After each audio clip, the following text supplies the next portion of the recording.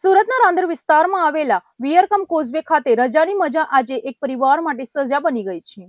મિત્રો સાથે નાહવા અને બાઇક ધોવા ગયેલા 17 વર્ષીય સગીરનો પગ લપસતા તે ઊંડા પાણીમાં ગરકાવ થયો હતો. લિંબાયતના આશાસ્પદ યુવાનનું ડૂબી જવાથી કરુણ મોત નીપજતા પરિવારનો એકનો એક દીકરો છીનવાઈ ગયો છે.